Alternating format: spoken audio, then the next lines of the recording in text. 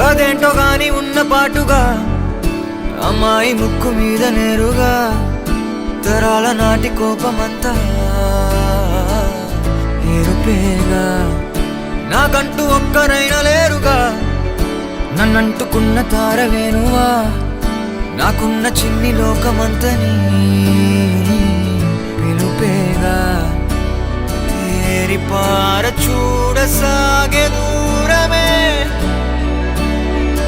ఏది ఏది చేరే చోటనే సాగే చలములాగే